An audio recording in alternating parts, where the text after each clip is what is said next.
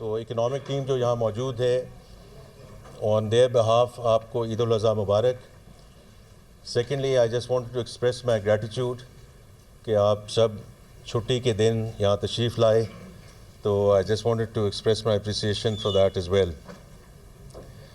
Before we get into the survey itself, میں صرف 1 minute لینا چاہوں گا to put things in context of the global سین.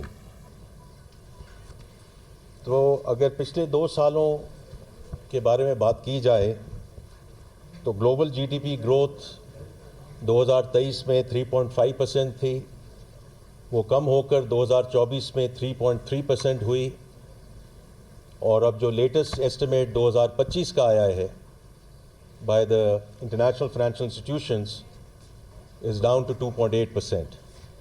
میں یہ اس لیے کہنا چاہتا ہوں کہ ہماری جو ریکوری ہے اس کو گلوبل کانٹیکسٹ میں دیکھا جائے تو 2023 سارے جو دوست یہاں موجود ہیں انہوں نے اس کو کور بھی کیا ہے کہ جی ڈی پی گروتھ 2023 میں ہماری -0.2% تھی. یہ الحمدللہ 2024 میں 2.5%, that's where we concluded the last fiscal year. اور اس سال جیسے آپ کو معلوم ہے we have announced a 2.7% growth for 2025. تو یہ ایک گریجول ریکوری ہے, and from my perspective is the right way to go about it in terms of focus on sustainable growth. Because the last thing, all of you have been covering Pakistan for the longest time, the last thing we want to go is through another round of boom and bust cycles. تو اسی سلسلے میں ہم اس کو بات کو آگے بھی بڑھائیں گے 2026 کے سلسلے میں. اسی طرح جو گلوبل انفلیشن تھی, وہ inflation has been a fantastic story for Pakistan. 6.8% global inflation 2023 میں, وہ 2024 میں 5.7% آئی, اور 2025 کے جو ہدف ہیں وہ 4.3% ہیں in terms of C P I inflation. اگر آپ پاکستان کی انفلیشن کو دیکھیں, جو ہیڈ لائن انفلیشن یا سی پی آئی انفلیشن, یہ 29% سے کراس کر گئی تھی 2023 میں. پچھلے سال تقریباً اس وقت جب ہم اس وقت بھی بیٹھے تھے جو 23% کے قریب تھی, اور الحمدللہ now it's 4.6%. So I think we have moved in the right direction in the context of the global figures, and I thought I would just put it in that context. اب آئیے پاکستان کے سلسلے میں ہم بات شروع کرتے ہیں کہ میں 23 میں نہیں جاؤں گا, لیکن جہاں اس وقت ہم کھڑے تھے پچھلے سال, تو میں نے آلریڈی ذکر کر دیا کہ جی ڈی پی گروتھ اس وقت 2.5% تھی, انفلیشن کا بھی میں نے ذکر کر دیا. پالیسی ریٹ جب اس وقت ہم بات کر رہے تھے اس وقت 22% تھا, اور اس کے بعد اوبیسلی جون میں جو ایم پی سیز ہوئیں اس میں سے پھر بتدریج یہ انٹرسٹ ریٹ کو اور پالیسی ریٹ کو کم کرنے کی ابتدا ہوئی, جو اب 1100 بیسس پوائنٹس ریڈیوس ہو چکا ہے. پبلک ڈیٹ اور debt to G D P ratio اس وقت تقریباً 68% تھی, جو اب تقریباً 65% آ چکی ہے. فارن ایکسچینج ریزروز 30 جون 2024 کو $9.4 بلین تھے, which were again a huge and remarkable recovery from where we were in back in 23, which was we were down to 2 weeks of import cover.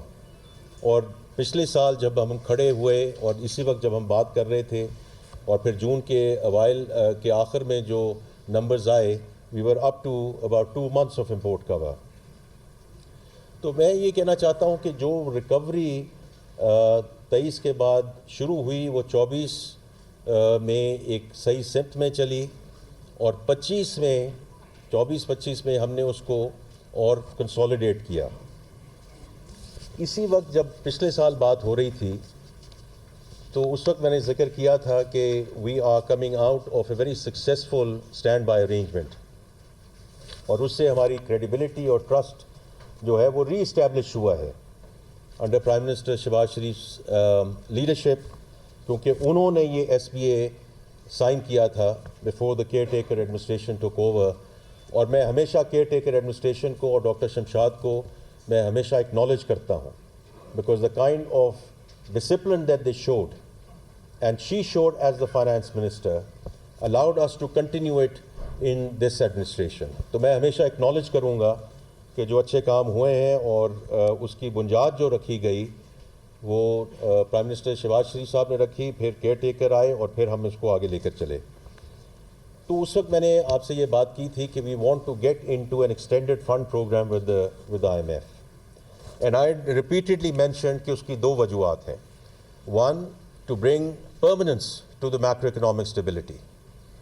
जैसे मैंने अभी अहदाफ का जिक्र किया, तो हम एक सही सिमत में तो चले गए थे, लेकिन उसमें जो कंसोलिडेशन लानी थी और उसमें जो फर्दर इम्प्रूवमेंट लानी थी ताकि वो जो फ्रिजिलिटी का कंपोनेंट है उसको हम दूर कर सकें या ख़त्म कर सकें, तो उसके लिए हमें we had taught point in time कि want to get into an extended facility. और दूसरा जो बात थी कि under the extended facility we want to continue to execute structural reforms, because अगर हमने इस इकॉनमी की जो DNA को फंडामेंटली चेंज करना है, जो मैंने पहले जिक्र किया, अगर हमने बूम और बस साइकिल से निकलना है तो उसके लिए ये structural reforms which have been elusive in this country, तो उसको हमने आगे कैसे लेकर जाना था अंडर ए स्ट्रक्चर्ड प्रोग्राम.